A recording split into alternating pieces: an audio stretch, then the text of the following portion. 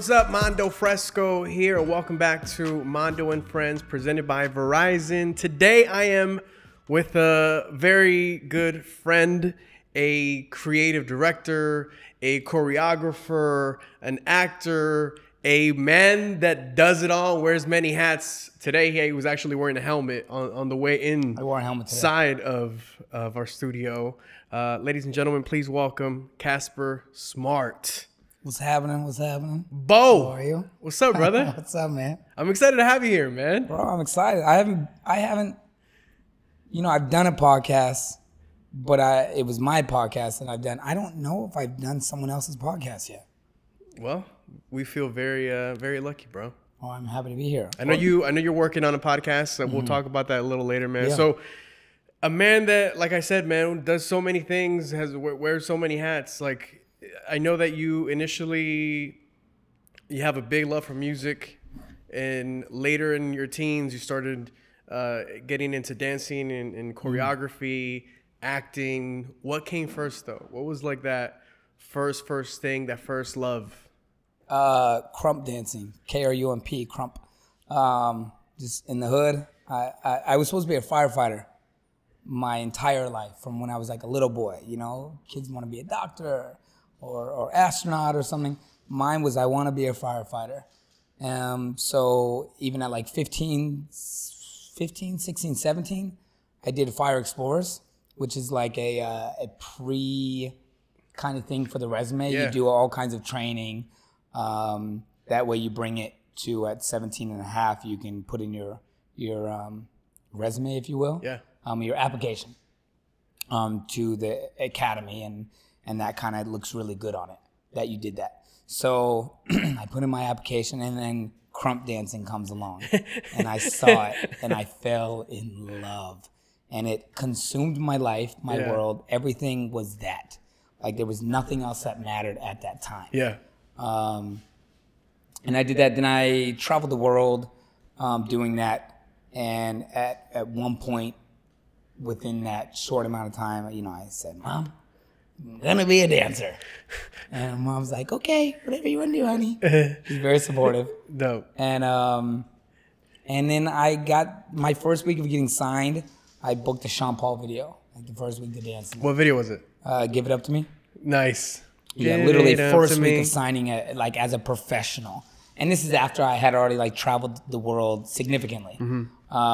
Had already gone through like at least one passport, and in a very short amount of time. That's crazy. And kept having like ad pages and stuff. How old were you at this time? 19. Wow. Yeah. I mean, from 17 and a half, like not traveling past Washington State ever in my life, and then like the first place I went to was Maryland, Washington D.C. and Virginia, and then they were like, "Yo, we're gonna go to Italy, Bologna," and I was like, "Okay." And literally every month we were in a new country. Wow. For almost 2 years, and then Now, what tour was this? Or this was with Tommy the Clown. Oh, wow. Like, yeah. So this is like real street. at the top of like the Krump movement. Yeah. Very street. We would do these shows by ourselves. No, there was no artist. We were the artists. People were, Krump was so big and that freestyle was so big, but we'd also, we'd have people come on stage. We had a whole show put together. We'd do like motivational speaking of like where we came from, how we got to where we are.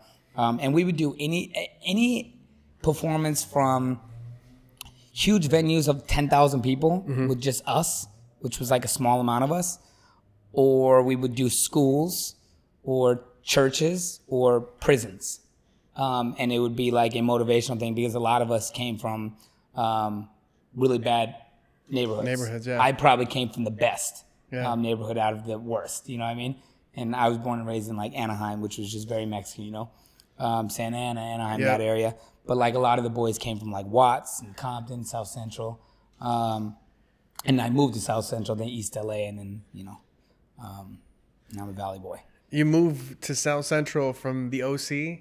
I went from very like as a preference, Mexican. like No, it's just like I followed what I was doing. Yeah. You know what I mean? I just followed the You wanted to Krump be and like in the culture. in it. Like, but because that's like when I say it consumed me.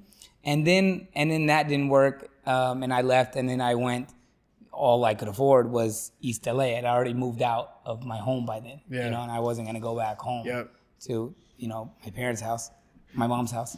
And wait, well, talk to me a little bit about that, because you know I'm Mexican American, you're Mexican American. There's a lot that like a lot of pride that goes into once you leave your parents' home as a Mexican American. You're not gonna go back. Yeah. Why did you feel that way? I just felt like here's the thing too, is my mom was so very trusting of me. I only got in trouble like one time in school really bad. I got caught with a pipe because I was in Mexico and some guy asked me to get him a pipe, a friend, my freshman year. And I got expelled from school for paraphernalia. Mind you, I was smoking here and there at the time. Yeah. But this is when weed was very taboo as well. You Yeah. know, my freshman year was 2001. So like you go back literally 20 years and weed was bad. You know, people were getting put away for a long time for it. I got expelled from school. I couldn't play sports the rest of that year, and I couldn't play varsity the next year. And I was a big like jock, and I was grounded for 6 months. Wow. Like not a couple weeks, not a month, 6 months, hard groundation. Like my mom does not play, very strict, and I literally, aside from that, my mom was just very like trusting of me because I never did drugs out besides that time. Never did drugs again. Never drank alcohol. Never partied. Never anything. Like I got a job very young. Like any kind of job I could always have. Like it was walking around the neighborhood, just knocking on doors. Can I wash your car? Can I mow your lawn? Is there any chores I can do? Yep. And that was just like, I want to go to the movies with my friends and it costs $20, but we don't have it, you know? So it was very that. And then I got like some rollerblading job where we like pass out flyers in like nice neighborhoods. Yeah. And like we would just like for 8 hours just pass out thousands of flyers. And that was like on a regular, and that paid well for a 14-year-old. Yeah, you know what I yeah, mean?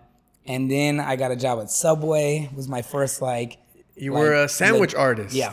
Nice. Like legitimate, like on paper job.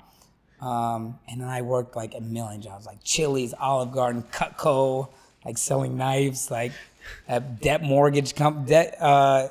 consolidation company. Like, man, I did it all. But it was like, it was always going to be firefighting. And then the dance came in. Fast forward, I do all these things.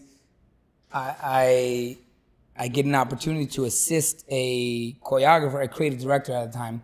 It was Beyonce's creative director. This guy, Frank Gatson, who's very well known in the industry and done it all. Yeah. He was with Destiny's Child from the beginning, with Be Forever, amongst a million other artists. He danced for Michael. He choreographed for Michael Jackson. It's crazy. And he asked me to come help him on an audition, on a callback that I had auditioned for originally. And I was like, yeah, cool. He's like, you remember the choreography? I said, yeah. He goes, great. You're going to run the callback. I'm like, okay. Just because his other assistant like had to leave town. Cool. Did the job. Booked in. And he was like, all right, you're going to choreograph the rest of the video. And I was like, I don't know how to choreograph. Like, I don't know what I'm doing. And he was like, I'll help you. And it was kind of just him helping me was me making things up and him cutting the trash away. You know what I mean? Going, nope, nope, nope, yes, yes, yes. We'll keep this, we'll trash that. And he kind of cut and pasted my thing together. And I was like, oh, okay. So little by little, I would get better. And then I like went to choreograph a commercial in the Bahamas with him at the Atlantis, you know, for the Atlantis Hotel, where I met Brett Ratner, director, producer, you know, 12 years ago or something. And which I have a relationship with now from back then. That's awesome. And then I started choreographing for like X Factor. We went from there to London to choreograph X Factor for like X Factor winners that would come back. And then Simon Cowell started calling me separately. Hey, we want you to do this. We want you to do that. We want you to do this. And I was like, oh yeah, just call Frank. You know, he'll book me for whatever because, you know, I'm new to this. And they were like, no, we want you. So I'm like, yeah, that's not going to work because, you know, I met you through Frank and just loyalty. Yeah. And then Frank was like, man, go get the money. Go. What are you, crazy? He's like, thank you for calling me though, but go pick up a check. That's love. So yeah, so I went and I started doing that. Then I met like Mike Posner and just approached him. I was like, hey man, I'm a fan. I would love to work with you on like some movement, this and that. Ended up working with Mike for like 5 years. We became good friends. And I started doing more and more and more. By 22, I was choreographed for Beyonce. That's with Frank. nuts. Like I choreographed Who Run the World. That's right. That is nuts. Yeah. Wait, so I mean, tell me about that experience. Like, there was like 7 choreographers on it. Frank just like wanted, like again, he just cut and paste like magic together. You know, so he just took the goodness that he wanted from all of us and just like just meshed it all together. Yeah, put it together and just created like obviously something so iconic. That's crazy, dude. And then they used that obviously, and then I like choreographed the Grammys for her, and like a bunch of like other little performances and wait, like a move like that to choreograph and work with Beyonce. Like, what are you thinking at that moment? Like, are you thinking, how do I top this? Are you thinking? No, I it's weird how not unexcited. That's, you're probably like too in it to realize how big of a moment that was. Yes. Yeah. Too young, like I auditioned for Michael Jackson, right? The tour. I booked it as one of the swings, the subs. Wow. So they were like, all right, we're gonna do there was 11 of us that booked it. There was like 1,000 people that got invited from all over the world, like the best of the best. It was a 3-day audition. It was like invite only. Michael showed up on the last day and you know, sat with his big hat and his mask on and just sat in the 3rd row and just watched. And then we booked it. There was like 7 of us, I think 7 guys, 7 girls, and then 7, 8, 9, 10. And then 3 or 4 swings, girls and guys, right? Subs. Yeah. They were like, hey, we're gonna do the rehearsals and then we're gonna fill up and you guys are gonna have to learn everything because once we finish the London shows, we're gonna use all of you for the US tour. Cool. And you know, we book it. They're like, come down and meet Michael. So we come, shake his hand, and he's like, thank you so much. You were amazing. I'm like, thanks, man. Appreciate it. Mind you, people are like shaking, falling, crying. And I'm like, thanks, man. Appreciate it. Like just kind of, and it was always that. So like I was never starstruck by anything or anyone, which I think helped me in a lot of ways. You know what I mean? It helped me never get beside myself or get too excited because I treated it as if it was a job all the time. Not like, oh my God, this is, you know, this is going to change my life forever. It's not. It's like no one job changed your life forever in that world. You know what I mean? Things can help you, but it's just a build of a resume. You know, and it obviously can keep you going. But if you're not relevant, you're irrelevant. And they will go to the next person. So that was always, I just tried to keep the grind going. So by like 24, I had fully stopped dancing, just moved to choreography. Were you more nervous to dance or work with Beyonce or Michael? I don't know. You think? I don't really know because for me, like we weren't going on the road with Michael right then. We weren't gonna start rehearsal right then. So it was like, hey, we're gonna start in 3 months. So I'm like, right. And then I ended up booking Step Up 3.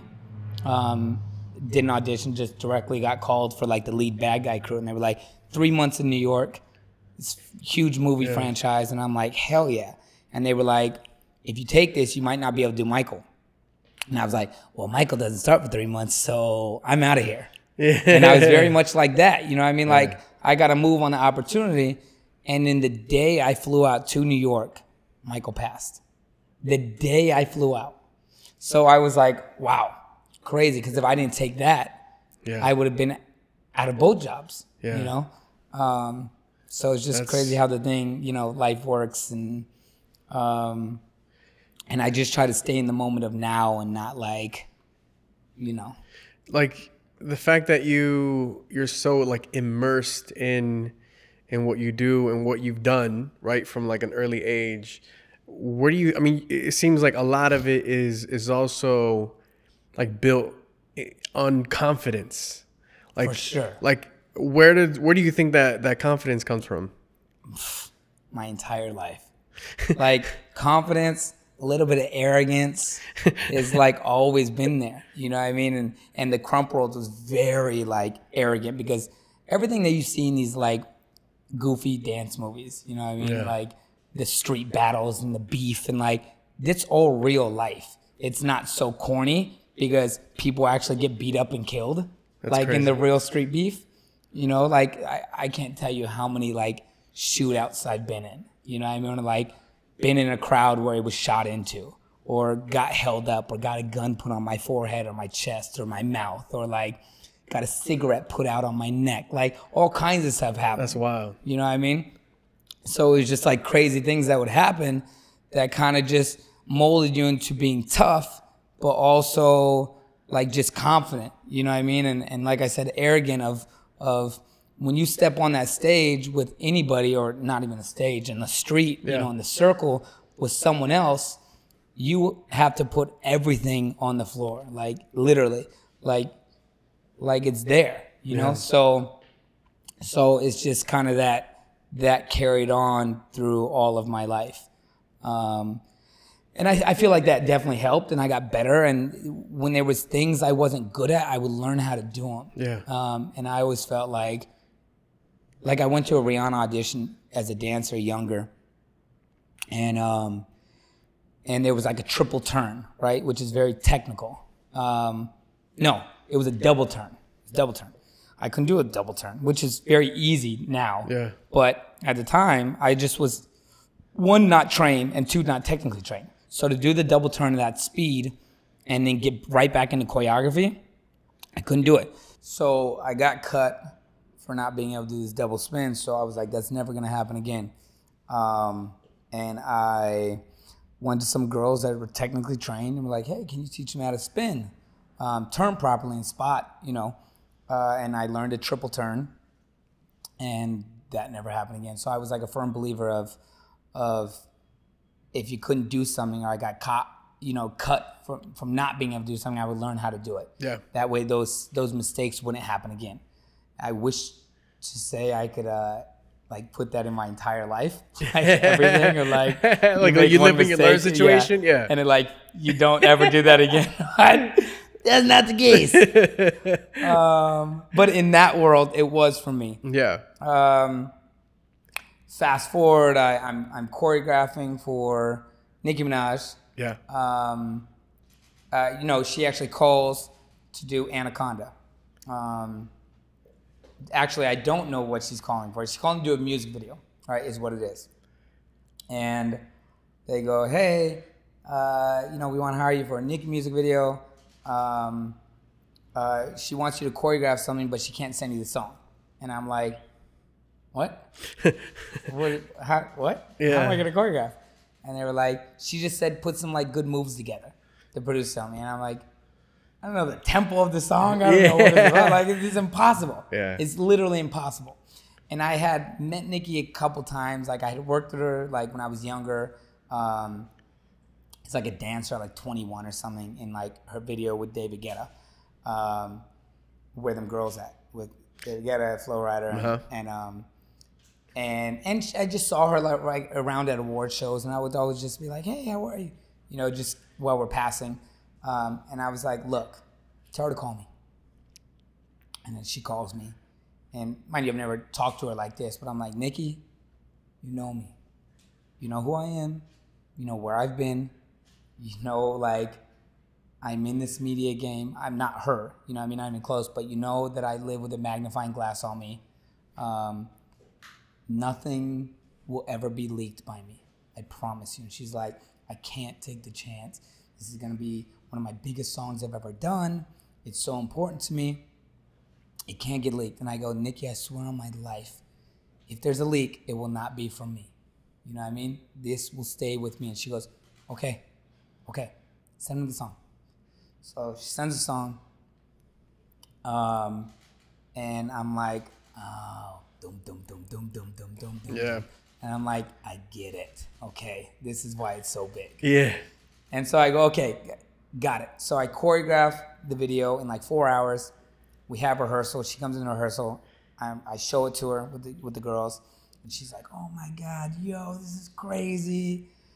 I teach it to her. She loves it. She's excited.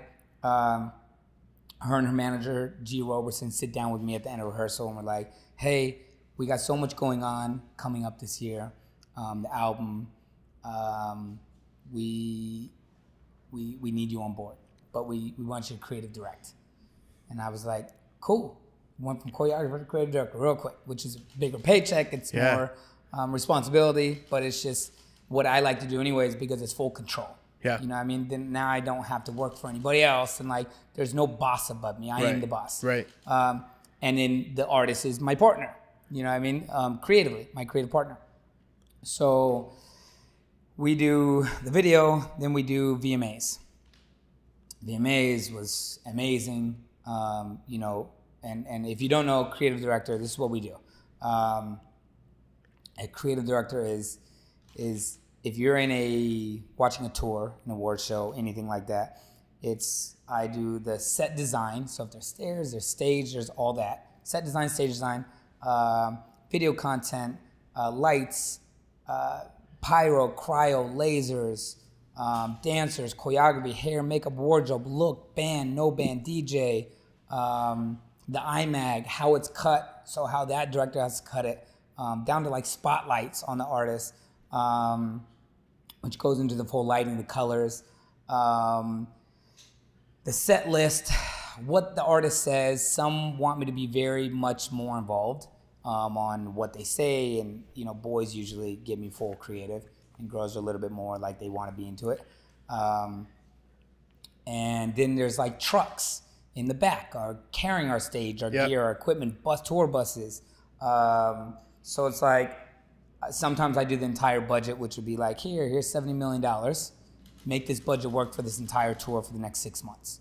And so it's just a lot of responsibility for, at the time, 26-year-old. It's crazy. Yeah. Who else have you creative directed for? Because I know you've done like years and years of like creative directing. Choreography and creative direction. Jennifer, Beyonce, Nicki Minaj, Ariana Grande, Jessie J, Nick Jonas, Prince Royce, Wisin and Dale, Haley Steinfeld, Lil Baby, Da Baby, Eminem. All the babies. All the babies. Yeah. Oh, fast way forward, right? Just because that's a funny story. I didn't know who Lil Baby was or Da Baby, you know? I just don't listen to a lot of like trap rap. And I'm just more like, I listen to reggaeton more than anything, you know? Obviously I knew like the Baby songs more because it was a little bit more commercial. Mm-hmm. But I get a call to do an award show, BET Awards, they go, hey, we want you to do this award show for artist Lil Baby and Da Baby, and the song is called Baby. And I'm like, this is a joke, right? I'm like, there's no way, you're fucking kidding. And they were like, no, we're 100% serious. And mind you, it was a great show. And then I did like Lil Baby's creative direction on his biggest budgeted and biggest award show he had ever done. BET Awards at what's the old Nokia, the Microsoft theater. And it was like a, I don't know, $500,000 or $600,000 budget. Wow. But it was like a big deal for him to do this big of a performance. Going back, so creatively directed for Nicki, and then we do the VMAs, and then like down to like, if you remember that VMA performance, or you go back, like the foliage of all like the greenery, because I wanted it to be like very much like the video of like forest and anaconda and that kind of thing. Then I had like, I don't know if you remember, I had like snakes with contortionists on their necks, and one of the snakes bit one of my dancers, and then she had to like go to the hospital, like one of the pythons bit her, And then she had to go to the hospital. She was just traumatized. She was scared, but she was my best friend's girlfriend at the time. So I call her, yo, you good? She was like, yeah, it just was really scary. It hurt. And I'm like, yeah, but it's not poisonous. You're fine. So you'll be in rehearsal tomorrow, right? And she's like, yeah. I'm like, all right, we're going to get a new snake. You'll be fine. And she's like, what? No. I'm not putting another snake on me. She was already scared to begin with. Yeah. I was like, okay, cool. Then I'm going to find someone that will. She was like, you'll fire me? I said, yeah. Like nothing will stop my creative flow. Yeah. You know what I'm saying? I'm like this is my creative direction. This is like my vision. Yeah. You're not going to stop it because you don't want to put a snake on because you're scared. And so it was there was no empathy, you know what I mean? Like at all. I was just, I have been like that very hard. I've had to fire so many people, like so many people I've had to fire. And I was so strict and hard, but still yet very gracious because again, I was 26 years old dealing with major budgets. I was hiring 200 people a year with my production company. And mind you, yes, dancers are young, but my video contents, my lighting, my lasers, all my crew, my production manager, my set, my stage hands, my stage manager, like these guys are all like roadies. They're like anywhere from like 45 to like 65 years old. Yeah. Been doing this for 20 to 40 years. They were like on tour with like Led Zeppelin and mind you, I'm like 26 years old, the boss. Yeah. You know what I mean? Like, so the graciousness I had to learn very quickly on how to move and how to talk to people was put into perspective quickly. Yeah. And just learning how to be a boss, but a boss that people respected and didn't try to walk over and listen, but also love to work with. You know what I mean? Because I was always fun and happy and jokey, but very matter of fact, get to the point. You know what I mean? Like business is business. We got to do our work and then we can play all you want. We can laugh and joke because, I mean, you know me, I'm like, all I do is, make people laugh and entertain, and then from there, that same year, I was doing VMAs, Anaconda, that whole stuff. I bought my house, right? Yeah. Which was terrible because it was my first house I ever bought at 26 and I didn't know what I was doing. And I bought a much cheaper house than I could afford. You know what I mean? Like I could afford something much more, but I was so new and it was like $760,000 and I'm like, $760,000? Like, I mean, that is a lot of money. Don't get it twisted, to anybody, you know what I mean? Yeah. Because like these are not the houses I grew up in, you know what I mean? And I remember I think the house that I grew up in was like $250,000 or something, and I'm like $760 for like a little 3-bedroom, big property. Yeah. But then it like went all over TMZ and it was like a trash house. You know what I mean? Like it was so old, but I was getting ready to redo the whole thing. Yeah. But of course they're like, oh, everyone's like trashing me, like how ugly the house is. And I'm like, yep, this is my life. Meanwhile, I'm with Nikki. Meanwhile, I'm a lead. It's my first lead role in an acting movie called Street. It was like an MMA movie. So I was like balancing the three things. I was living in my bedroom. Yeah. And my house was like demolished in the inside. It was like gutted. Because you were redoing it. Yeah, redoing it, but still living there because I didn't have somewhere else to live, and doing Nikki all the time and playing a lead in this movie and trying to like stay physically fit with fight choreography and just in the gym because I'm like shirtless a lot in that movie. Yeah. It was just a lot that year. And then finished the movie, the house is never finished, but craziness. You invited me to a party before. Oh yeah, it looks different than I'm sure you came. And didn't you DJ that? Did you DJ? Did no, I? You just came? I think I was just like hanging out. Oh, okay. Yeah. Way different than even then. Yeah. But the house looks different. We got a nice pool back there. Yeah. No, the house is worth 1.5 now. Yeah. Like what a purchase. Like I didn't know. You know what I mean? And mind you, like I look at houses because I love, but I'm like I have no reason to move. Like my house is like almost paid off. Like I love it. It's just I buy myself. You know what I mean? It's just an investment. And I just want to buy like other properties, other places. How did you deal with like the TMZs of the world and like all of that craziness? In the beginning, it was tough. And how did it like affect you, if it did? I've always been like really mentally strong with like anything. Like I tease people so hard, so I'm used to being teased. You know what I mean? Because like if you dish it, you got to be able to take it. So I've been like roasted, you know? This was a different type of roast because this was out of like hate. Yeah. You know what I mean? And like jealousy, envy, hate, just pure pettiness, nastiness, all that, yeah. pettiness, all kinds of stuff. And so it's different for me. And you know, that camp I was in was just always like, don't read comments ever. Do not read comments. That's like the #1 rule. And of course, like a couple times I went to read comments and it like destroyed me. So I like never read them again. And then they were like, just keep being you. Just ignore everyone. Just don't let them, because they're going to try to get a rise out of you. Just ignore it. And I literally like, I don't follow. I mean, I follow like Gordy La Flaca and like stuff like that just because I'm on Univision now. Yeah. But as far as like any kind of gossip, like, yeah, I mean, like I follow Hollywood Unlocked because Jason, I know him and stuff. Yeah. But like I don't follow TMZ or E or any of these things. Yeah. I never have, never will, just because I don't care. So like most of the time I don't know what's going on in like the celebrity gossip space. Yeah. You know what I mean? Which is okay. Yeah. Like I don't care. And so it was that. And then that year I start creatively directing or choreographing and creatively directing for Ariana. Mm-hmm. And then doing some videos, and then Jessie J, and then AMAs are like, hey, we want you to do Bang Bang for the 3 girls.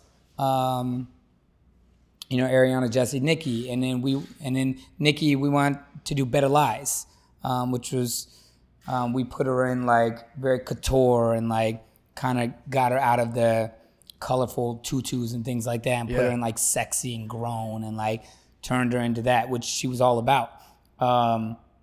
And then had Skylar Grey like, you know, be beautiful and put some makeup on and like a nice, pretty white outfit. We put her in a dress in one of them, I think, in either the EMAs in Dublin or AMAs, I forget which one, which was so out of character for Skylar because she's such like a tomboy, you know? And that was like something Nikki just really wanted to. I wanted it to be like beautiful, like a white piano up on like a bunch of stairs, and be something that she had never done, and just speak her truth, speak her realness, you know, of what was going on in her life, and very vulnerable, you know, to be like tell her story, and then Wayne was like, hey. Christina Milian and Lil Wayne doing a song, so we want you to do that performance too. So I creatively directed 3 performances that year of the AMAs. That's wild. That's wild, yeah. Man. Like you've worked with like some of the top like A-listers in music and in entertainment. And if I haven't worked with them, I probably just know them through passing. You know what I mean? Like, hey, what's up? How are you? You know, there's not really an A-list artist, not in the pop space, that I don't know. Yeah. That I can't walk up to and say, hey, man, how are you? Or, hey, love, how are you? You know, whatever. Yeah, yeah. It's crazy. And you know, you again, like when I first, you know, when I first brought you onto the show, at the top of the show, man, I said that you've done, you know, wearing a lot of hats and literally done like A through Z. And as a choreographer, creative director, actor as well. We can get into that in a little bit. Yeah. You mentioned Univision as well. You as a host, as a judge now. Yeah. Talk to me a little bit about Mira Quien Baila. How'd that come about? So just here, let me make sure this mic is plugged in. Okay, here we go. Let that happen. So in that time frame, still with like Nikki, that area of 2014-15, I get a call from my agent saying, "Hey, we want you to judge this show called Fake Off on True TV," and they tell me what it is, and I'm like, "I'm good, thanks." I'm like too busy with like what I'm doing. I don't want to be a judge. Like, Same thing happened with acting. In like Honey 2, I went as an audition for a dancer. I was like 20, and they were like, "Hey, we want you to audition as the lead bad guy." I was like, "I'm good." And the director was like, "No. Like, I'm asking you personally." And I'm like, "I don't want to act. Like, it's not what I'm doing in life." And the choreographer was like, "Are you stupid?" He was like, "If the director asks you to audition, you audition." So I went audition. Didn't get that role, but Universal and the director liked me, and it booked me as something else in the movie, a supporting lead. I fell in love with acting, started trained for like 5-6 years with Aaron Spicer, Shannon Sturgis, Susan Batson. Aaron Spicer. Shout out Aaron Spicer. Yeah, man, he was my coach too. Oh, word. Yeah. Aaron Spicer, Shannon Sturgis, New York, Susan Batson, and then Groundlings. Yeah. So I trained like 5-6 years because I really just fell in love with it. You did the work. Yeah, did the work, and then really started acting throughout the career of all this, you know, through dancing, through choreography, through creative, and would kind of go back and forth. Obviously, I did way more creative and choreography because it just paid so much better than like a new actor. So I would always like lean on those jobs more. And then, so I get a call to do this show. I say no over and over and over, and they were like, "Here's the rate, no. Here's the rate, no. Raise the rate, no." I said no so many times. For What show? What are we talking about Fake now? Off. Fake Off. And then they were like, "What do you want?" And I was with Jen at the time. Yeah. And I was like, "What do you think? Like, I don't want to do this thing. You know what I mean? Like, I'm not interested." And I was like, "What do you think a good rate would be?" And she was like, "Tell them this much." She was like, and I was like, "That's a lot. They're not going to go for that." And she's like, "You don't want to do it regardless." You know what I mean? So if they say yes, then you got it. You know what I mean? If they say no, then you're good. Yeah. I was like, okay. They wrote right back and were like, "Great, approved. You have to sign it in 24 hours, the contract, if we give you this rate." And I was like, okay. So there was that in Atlanta. Yeah. It was 8 episodes, right? 9 days full total because there was a photo shoot as well, like a press photo shoot day. So it was 9 days, but it was only once a week because the show was on live. Mind you, Pink Print Tour, I was creatively directing and supervising choreographer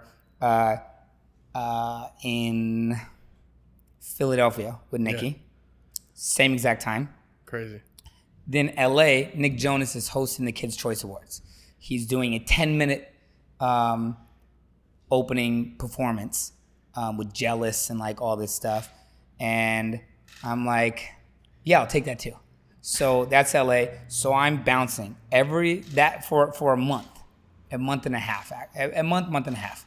I'm bouncing from LA 2 days to Atlanta to do the show. You know, I fly in the day before, and then I fly out the early, like 5 a.m. first flight out to Philly.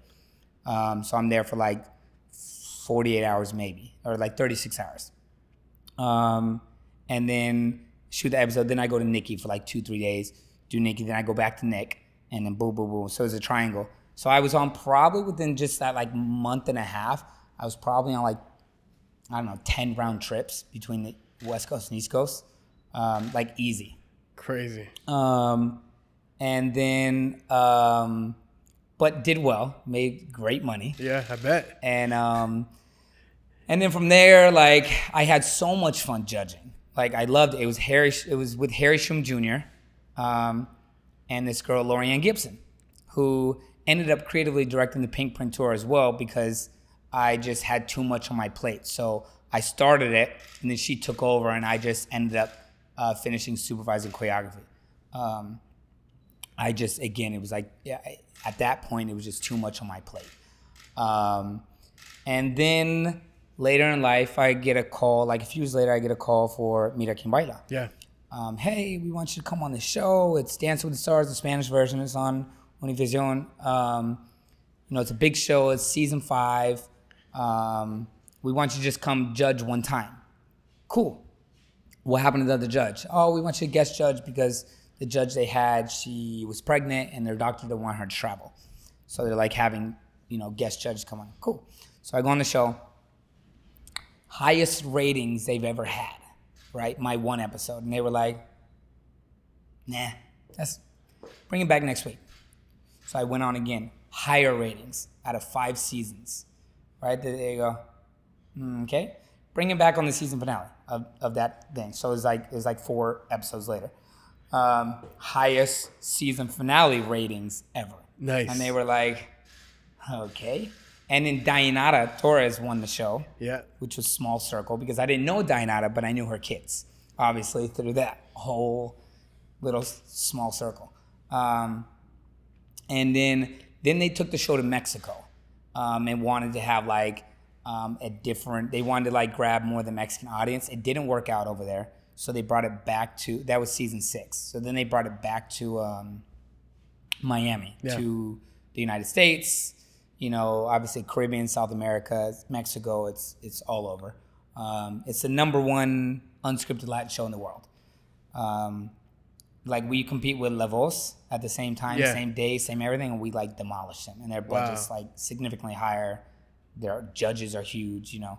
And so they were like, all right, we want you to come on season 7 as a full-time judge. So I'm like, oh, great. And I that's where Dayanara was a judge with me. We became best friends, love her to death. Then I come back season 8, then I go back season 9. So I've judged the 4 seasons now. Are you 4 seasons in now? I am. Yeah. I've judged 4 seasons. And they kind of like rotate judges a lot. Dayanara and I have been on for a while now. Hopefully I go back for season 10. They've done 10 years of the show, but it was their 9th season. Hopefully I go back in January. I get booked again. Cross my fingers. Just because I enjoy it so much. It's a fun show, and this last season was, the last 2 seasons I feel like I got to really like be me. Be a class clown, jump on the table, like laugh, make jokes, flirt with the girls, like just have fun. Yeah. You know? And of course, like the flirting and the improv and the back and forth, like it's just fun for the show. You know what I mean? And usually it's always with like actors, because the actors can like play back and forth and they're quick witty and stuff, you know? But I just have been having so much fun on the show. And I enjoy it. And in Univision, the family, like Karen Parin is like head of talent at Univision, and Nacho Ignacio, my producer Claudia, they just like, they're an incredible team. And they just did, you know, Jessica, who's like the big boss, they just take care of me. You know, they're really good to me over there. They're sweet, and they just look after me, and I really enjoy the family. I love Miami. And yeah, and the show is great, you know. Yeah, you're great. You're great on the show. Every mom and grandma and aunt love it. It's like a cute girl will walk by, right? And I'll be like, oh, she's cute. And then her like grandma will be with her aunt or something. She'll be like, oh my God, Casper, can I get a picture? And I'm like, yeah, of course. I'm like, no problem. And like, she's like, Mia, I'll take this picture. And she's like, do you know who this is? To like the hot like girl or something. And I'm like, in my head, I'm like, yeah, she does. And she's like, no, I don't. And she's like, you don't know who this is? She's like, no, should I? And I'm like, it's all right, abuela, let's take this picture. You know what I mean? Like, because it's like, bro, the show is just, the demographic is like moms and grandmas. Like my audience, like there's a whole grandma section in the live audience. Oh, they love me. The grandmas love Bro, they Casper. grab me, they kiss my cheek, my neck, my like. I'm like, come on. I can't have red lipstick all over me. Ladies, stop. Yeah. That's amazing, dude. So it's fun. You know, I love it. And then I get to like present and stuff, and like premios or things like that. And I just love the space. I love like, you know, just relationships with the artists. And like, again, it goes back to like, even if I haven't worked with someone, like I know you, like Maluma, Balvin, Nicki, Royce, Wisin and Yandel, Bad Bunny, like I know everyone by like phone number. You know what I mean? It's just because relationships of just time of being out here so long and doing it and being around and just being in the game, man. Yeah, man. I did a movie with Asuna, Que Leones, and you know, just had like a little cameo in it, and that's where I got to know him. And I did Mayores with Becky G, where I met Bunny before Bunny like popped. That was the song. Yeah, she was on the show talking about that was the song that catapulted. And they said that watch after this. They were like, he is going to be one of the biggest artists in the world. I'm like, cool. I don't know. You know what I mean? Like yeah. everyone says that about every artist. Right. But I'm like, cool, man. Yeah, like he has a cool voice and like he looks cool. But they were like, no, watch. And he did. Yeah. He's one of the biggest artists in the world now. Not just in the Spanish space, in the world. Yeah. You know, and mind you, that's where I met him. And then we like became cool. And obviously like Becky is like the homie. You know, I did her first video when she was 14. I remember that. Becky from the block. Yep. And then I did my Otis when she was 21. You did that like at her house, right? Yeah. Like, in Inglewood. Yeah. Yep. And then at 21 did her my Otis. And then like she came on my podcast. I love that. I was with her at Baja Fest. You know what I mean? Like I just went to Baja Fest like last minute and I just like hung with her and her family at her table. Like she just is family now. You know what I mean? She's just the homie. So, and she's so like beyond talented. I feel like she's got so much more talented, to grow, you know beautiful, humble. she's so young. She's got killing it. So many years, you know?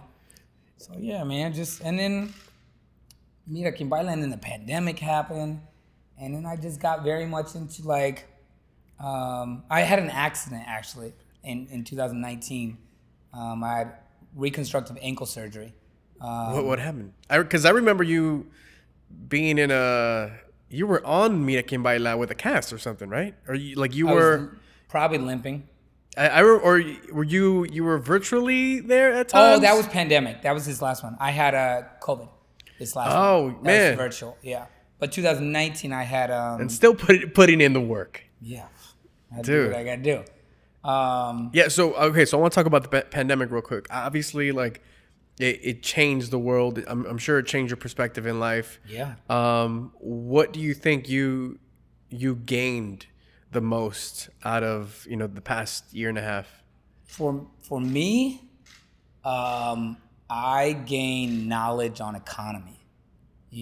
I also gained, and between the pandemic and like the ankle reconstructive, being in bed for so long, not being able to walk, not being able to be athletic like I was, or jump or run or dance or do any of these. Like I can't play basketball. Yeah. I can't go play football. I can't do anything now. You know what I mean? Like that, like I once did. So all that, and in the pandemic too, it made me go, yeah, you have to create your own opportunity now. Yeah. You can't wait for someone to call you. You need passive income. You need money to just be coming in, whether you're in bed broken or stuck in home in a pandemic, you know what I mean? So there's no room to lay you off or no room to, I'm in the most unstable job in the world. There's no 401k plan. There's no insurance. There's no, we have SAG-AFTRA insurance, but you have to earn that. You know what I mean? As if you do it with a job. There's no retirement plan. There's no guidance. There's no 9 to 5. There's no guarantee you'll get a job. It's like the most unstable rejection, no industry in the world. And it's tough. So you don't have the mindset to just keep pushing and stay confident and like keep it going and not let people break you down. You will get swallowed out here. Yeah. And out here in the industry, in the LA, the New York, whatever the industry is for you.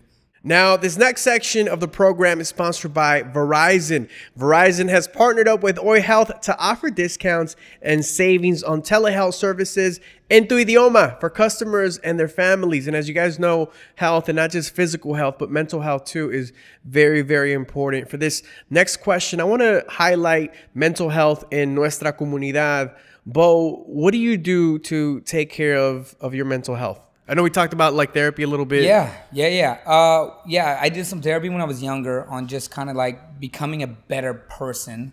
I definitely want to get back into therapy. And I know it sounds so like cliche and like, if where I came from, my household, how I grew up, is like, you go to therapy if you're crazy. Right. You know what I mean? Like if something's wrong, or you go to marriage therapy, like those are the only types of therapy you do.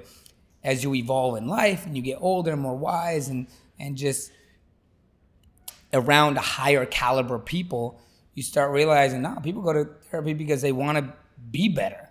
Yeah. They want to do better. They want to learn. They want to become a better person so they can evolve to whatever it is, you know what I mean? Becoming more successful in everything that they do, whether it's a job and money, or whether it's their being a father, a son, a dad, a husband, a wife, whatever, you know? It's Good Samaritan, anything.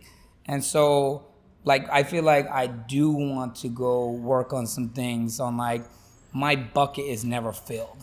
You know what I mean? Like, I have a bottomless bucket that just I can't seem to fill, which it goes back to the Michael and the Beyonce and things like this of, it's a bit of a jaded thing because I've done so much in life, but before it was even jaded, it was just the bottomless bucket. Like, I can never fill it. So it's I constantly want more, you know? I know social media, including myself, it's a big part of about what we do, right? It's a big part of just what we do, period. I mean, on a day-to-day basis, like posting what we're doing next. And like, do you think now it's even, it becomes more of a, you're talking about bottomless bucket, how you always want more and more. And like, I feel like social media has made us into this like very competitive, you know, what is the next person doing? What am I doing next? Reel. It's fake. It's a highlight reel. More comments, more likes, more who's on the private jet or the yacht or the vacation or it's fake. It's how do you go about like kind of pushing that haze out I mean, the I've way? gotten way better with it. Like now, like I just post like when I want, like my engagement sucks, I don't care. You know what I mean? I do a lot of brand deals with social media, which are fun. And I post what I want when I want. Like no one, like it's not my job or my career or my livelihood, so I don't have to stay on it every day and like stay playing that game all the time. Nor do I care. Like I just actually posted today I was about to do a purge and like unfollow a lot of people. I was like, if I don't talk to you or hang out with you, I'm unfollowing you. Because I'm just like, and a bunch of people like wrote laughing faces. But it's like, it's true. Like I have no reason to be in your fake little highlight reel life watching you do things that you don't live. You know what I mean? The mental instability on that and the emotional roller coaster that social media makes people feel is so shitty. So I try to be very uninvolved with that. Yeah. Pandemic was actually fun. I had a girlfriend at the time. We shot TikToks like crazy. Yeah. We jumped on TikTok and that's what everyone did, I feel like. And between TikTok, having fun on that, and mind you, I'm a hermit crab anyway, so I love to be at home. I have a half acre. So like we were chilling. You know, I ride motorcycles with the guys, even in the middle of the pandemic, because we don't touch, we don't hang, we're just like, yo, meet at this gas station, let's just ride. And we'd ride for hours. And then just getting to quarantine with my chick, it was nice. Like I played Call of Duty and video games and then I really got heavily into economy and like learning that and a bit of politics, and that's investments awesome. and venture capitalism and crypto. And yeah, man, I really like, it was the first time I invested ever into anything was in the beginning of the pandemic. And I did really well, and then I lost a lot of money, and then I made some more money, then I lost it again. Yeah. It's like, it's up and down, but it's like learning as you go of like, okay, let's be smart. Yeah. But it's, you know, learning about tech and AI and green and the electric batteries and EV. Right. This whole future that we're moving into, whether you believe in it or not, we're moving into it. You know what I mean? It's 3D printing, it's AI, it's technology. It's like, this is a world where it's big pharma, which has been running the world forever, but it's what it is. You know what I mean? And so the more I started learning about that, the more I started getting knowledgeable and like, oh, this is very cool. Yeah. I like investing. I like doing business. Now, this next section of the program is sponsored by Verizon 5G. It's 5G built right from the network more people rely on. 5G ultra wideband is available in parts of select cities, and 5G nationwide is available in 2,700 plus cities. Speaking of 5G, I want to talk a little bit about tech because it's obviously helped us immensely during quarantine and the pandemic. What would you say is the piece of tech that you use the most? I mean, always our cell phone. Yeah. You know what I mean? Like our cell phone for sure, but I think I think just a lot of things. Like, I think Elon Musk is just really smart. I think there's so many EV batteries and cars that are coming out that are EV and they're green, right? Like Volkswagen is going to be the Samsung to Apple, I believe. But Volkswagen, will be, right below Tesla.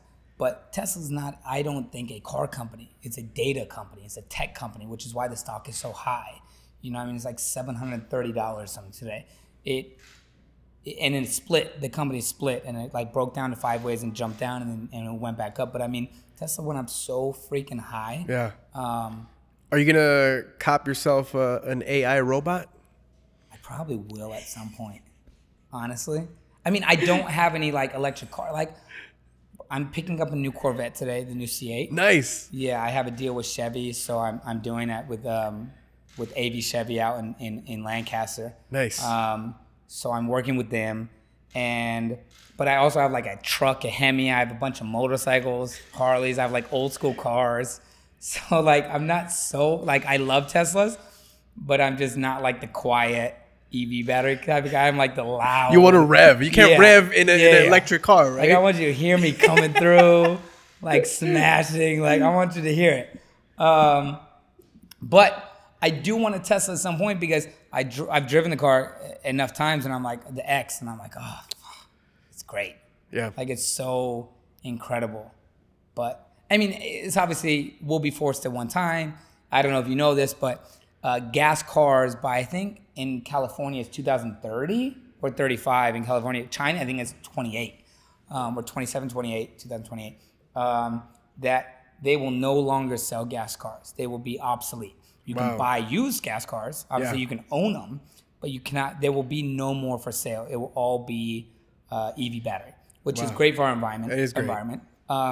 And it's gonna be great for your wallet in some ways. I spent over $100 this past weekend on gas. Bro, I have a Hemi truck. Like it's like 120 to fill up, and at like 11 miles per gallon. My Lincoln Continental does like 9 miles per gallon. That's crazy. Yeah, honestly, I don't even know what the gas prices are. Somewhere around like 4 or 5. I don't look, and it's not like, oh, you got money. No, I'm poor. Our DP, it's just I can't look at it. You are not poor, first of all. All right, I'm not poor. But it's like, what are you not gonna get gas? Yeah, you gotta get it. Our DP has a huge like truck. How much do you pay? What do you? How much do you pay in gas? Like $100 a week. Oof. Easy $100 a week. Yeah, dude. You just spend an extra $400, $500 a month, bro. Yeah. That's $6,000 a year. On just gas on just one car. Yeah. I know. That's crazy, dude. Yeah. So the bikes I love because obviously that like I zip around the city but it's also dangerous. I've gotten like major accidents on my bikes. Blessedly and luckily I'm still here. But some close bad accidents that have, Is that what happened with the ankle? Yeah, the ankle was dirt bikes. I did ACL 3 times. One was MCL, ACL was motorcycle on the left, and an ACL meniscus was Harley on the right. And then the ankle was dirt bikes. Yeah, I've had some bad ones. You gotta chill, bro. Yeah, and I have like scars and stuff. Like, What does your mom say? My mom's great. Outside of like the nagging of like just regular life of just little normal things like a Mexican mom does. Yeah. Or any mom. Mom's great. She's so supportive. She's so proud. She's so like, she just, like my family really is good with me. You know what I mean? Like even in the height of the craziness of everything, my mom was like mother hen, wouldn't let any other like family, like outside family members, like cousins or aunts or uncles or whatever, like bother me at like family events or call me or concerts or tours where I tell like my cousins, like, hey, if there's an artist you want to go see at Honda Center or Staples, call me because there's a good chance damn near any artist you want, like I could just call someone and get you tickets, and my mom would everyone like fears to like ask me for anything. But just my family's great. My brother is a genius, incredibly smart in the military, and he sometimes leans on me for like financial advice. That's awesome.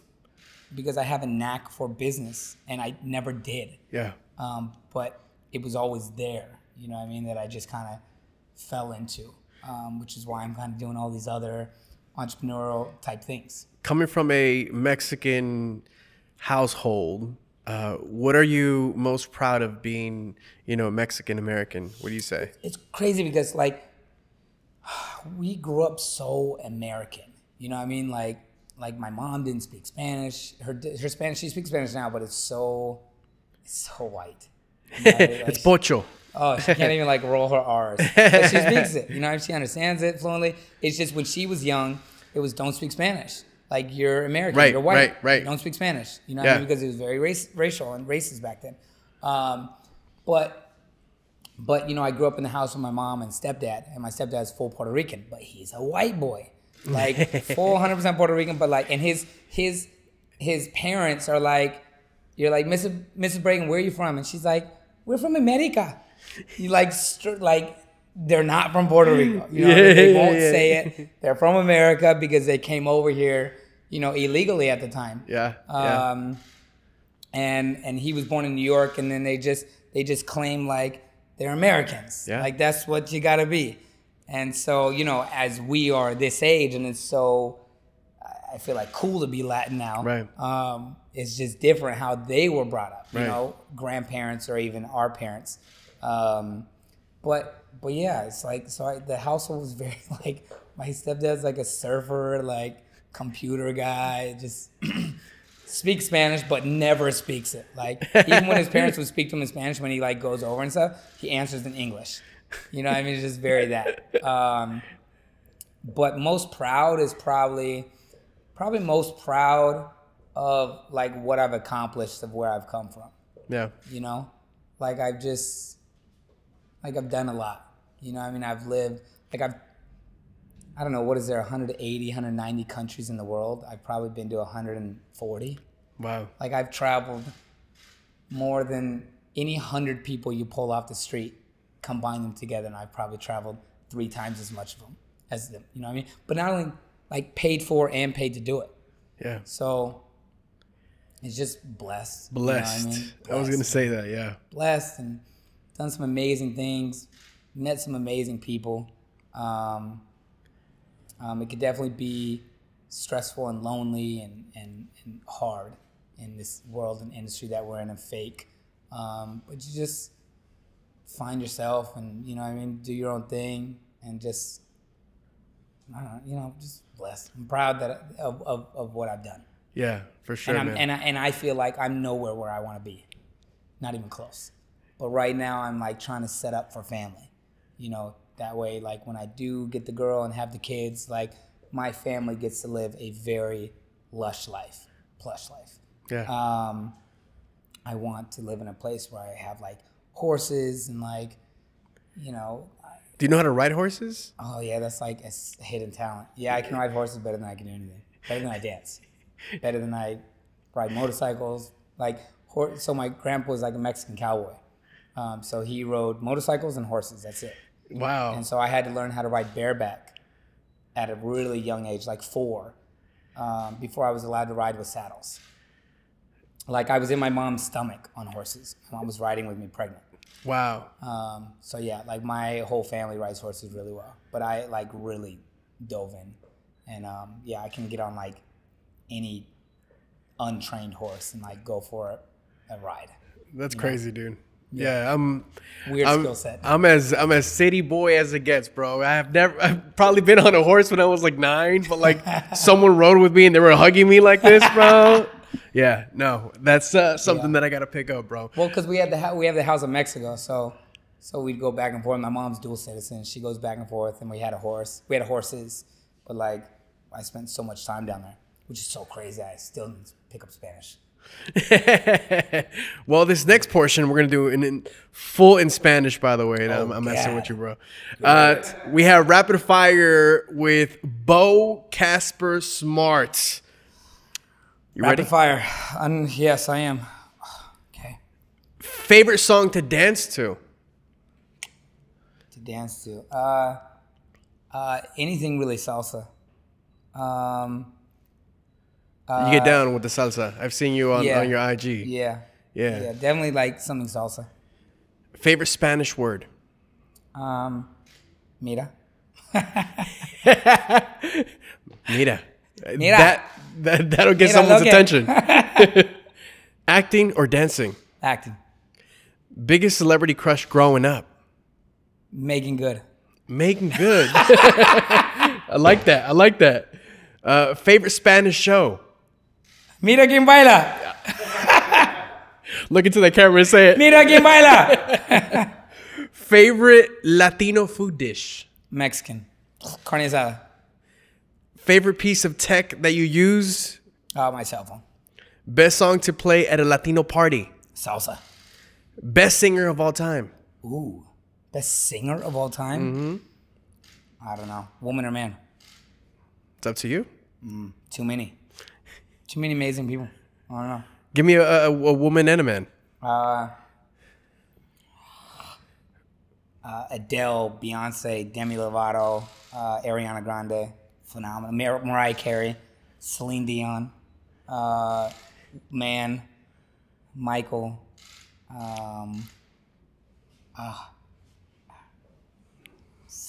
Elton John, Prince. I mean, yeah. No, those are solid, bro. Lastly, what's one nickname that no one really knows about? My cousin used to call me Slick. My older cousin. Slick. When I was younger, yeah. Yeah, I spent, when I got in trouble, I went to Washington State to live with him and go to summer school out there in Tacoma and do construction with him for the summer. And he just called me Slick because I was just very like. Because look at the boy, he's slick. I was smooth, slick with it. Yeah, I just, just always like trying to be slick with something. Yeah, I like that. Yeah. Well, Slick, I appreciate you coming down to Mando and Friends. You're welcome here anytime, brother. And I know I could say you've done it all, and I know you will continue to. And I wish you much love and success. And thanks again for coming, brother. Appreciate you. Appreciate you. Casper Smart, thank you. And thank you as well for listening and watching to Mando and Friends presented by Verizon.